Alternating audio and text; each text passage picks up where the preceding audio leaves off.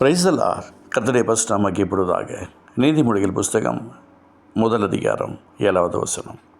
Proverbs chapter 1:7. கர்த்தருக்கு பயப்படுதலே ஞானத்தின் ஆரம்பம். மூடர் ஞானத்தையும் போதகத்தையும் அஷ்டை பண்ணுகிறார்கள்.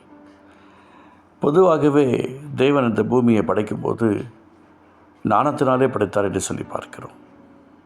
ரொம்ப அவசியமான ஒரு விஷயம். நாம் கர்த்தருக்கு பயப்படும்போது தான் ஞானம் நமக்குள்ளே பிறக்கும். இன்றைய தினத்தில் சிலர் ஜெபிப்பார்கள். மைக்கு கிடச்சிச்சின்னா நல்லா ஜெபம் பண்ணுவாங்க. மைக்கு கிடச்சின்னா நல்லா அட்வைஸ் பண்ணுவாங்க. அது கிறிஸ்டியனில் மாத்திரமல்ல, எல்லா இடங்கள்லேயும் சரி.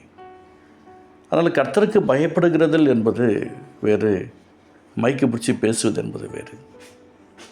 நாம் எந்த அளவுக்கு ஆண்டவருக்கு பயப்படுகிறோமோ அந்த அளவுக்கு வெளியிலையும் நம்முடைய நினைவுகளும் சிந்தனைகளும் எண்ணங்களும் அவருடைய நாமத்தை பிரஸ்தாபப்படுத்தத்தக்கதாக இருக்கும்.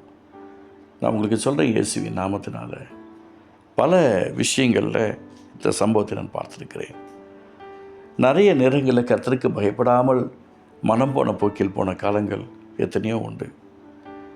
ஞானஸ்நானம் எடுத்தது தான் கர்த்தருக்கு பயப்படும் என்று இருந்த காலங்கள் வேறு. நமக்கு அப்படி சொல்லி கொடுத்துட்டாங்க. எப்படி வேணால் வாழ்ந்துக்கலாம், என்ன வேணால் பண்ணிக்கலாம். ஒரு இடத்துக்கு ஒழித்துக்கு நான் சென்றிருந்தபோது அந்த ஒரு வீட்டில் தங்க வச்சுருந்தாங்க. அந்த வீட்டில் எல்லா விதமான காரியங்களும் நல்லா ஜெபிக்கிற குடும்பம் தான் என்றதை பாஸ்டர் சொன்னார். தங்கியிருந்தோம். ஆனால் எல்லா விதமான காரியங்களும் அங்கே நடந்துக்கிட்டு இருந்துச்சு. ஆனால் அடுத்த நாள் சபையில் அவங்க தான் முதன்மையான இடத்துல இருந்தாங்க. ரொம்ப ஒரு வேடிக்கையாகவும் வேதனையாகவும் இருந்தது. கர்த்தருக்கு பயப்படுகிற மனநிலை அங்கே காணப்படவில்லை. எனக்கு பிரியமானவர்களே, உங்களுக்கு நான் இயேசுவின் நாமத்தில் நான் சொல்கிறேன், என்னுடைய வாழ்க்கையில் ஞானம் பிறக்க வேண்டுமானால் நான் கர்த்தருக்கு பயப்படுகிறதில் ஆரம்பமாக வேண்டும். பிள்ளைகள் நல்லொழுக்கமாக வளர்க்கப்படுவதற்கு கர்த்தருக்கு பயப்படுகிற பயம் இருக்க வேண்டும். யாரும் நம்மை ஒன்று சொல்லாமல் இருக்கும்போதே ஜெபத்தில் ஸ்டார்ட் பண்ணணும். இந்த தினத்தில் நிறைய பேருடைய வாழ்க்கை கர்த்தருக்கு பயப்படுகிறதுக்கு அடையலை, காணாமல் போயிடுச்சு. நான் என்ன வேணால் பண்ணுவேன், எப்படி வேணால் வாழ்வேன், எப்படி வேணால் இருப்பேன், ஆனால் ஆண்டவர் எனக்கு அற்புதம் செய்யணும், அதிசயம் செய்யணும் அப்படின்னு நினச்சேன் அப்படின்னா நீங்கள் எதிர்பார்க்கிறது நடக்கலாம். உங்களுடைய பிளானிங் சக்ஸஸாக அமையலாம். நம்ம எதிர்பார்க்கிறது நடந்தாலும் நம்முடைய பிளானிங் சக்ஸஸாக அமைந்தாலும் அதோடைய வேதனைகள் அப்போதுதான் ஆரம்பமாகும் என்பதை மறந்துட வேண்டாம்.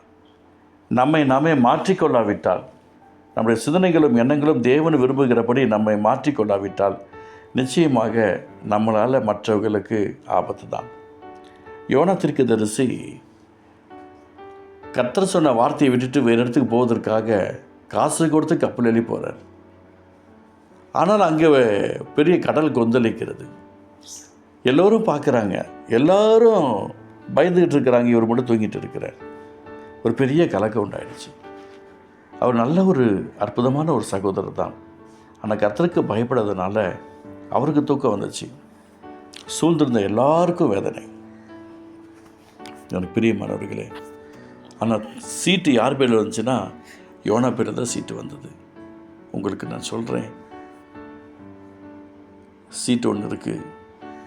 எந்த நிலைமையில் நாம் இருந்தாலும் நாம் யார் என்பதை, நம்ம கூறிய திட்டங்கள் என்பதை கர்த்தர் சொல்லிக்கிட்டே இருப்பார்.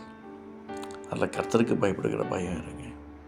அங்கே அவர் பேசும்போது சொல்கிறாரு, யோனா வானத்துக்கும் பூமியும் படைத்த தேவனுக்கு பயபக்தி உள்ளவன் என்று தன்னை அறிவிக்கிறார். கர்த்தருக்கு பயந்திருந்தால் இப்படிலாம் நடந்திருக்குமா? ஒரு பிரச்சனை நடக்குதுன்னா அந்த பிரச்சனைக்கு முக்கியமான காரணம் நான் தான் என்று நான் அடிக்கடி சொல்லுவேன். ஏன்னா நான் இன்னும் கொஞ்சம் சரியாக இருந்திருக்கணும், இன்னும் கொஞ்சம் ஒழுக்கமாக இருந்திருக்கணும், இன்னும் கொஞ்சம் நேரம் நான் அட்லீஸ்ட்டு ஆண்டவர் சமூகத்தில் எதையாவது பாடி ஜெபிச்சு துதிச்சு ஆறுதல் செஞ்சுருக்கணும். நான் தான் தப்பு பண்ணிட்டேன் என்று அடிக்கடி எனக்குள்ளவே நான் என்னை மாற்றிக்கொண்டே இருக்கிறேன். எனக்கு பிரியமானவர்களே, கர்த்தருக்கு பயப்படுதலை விட்டுடாதீங்க. கர்த்தருக்கு பயப்படுதான் ஞானத்தின் ஆரம்பம்.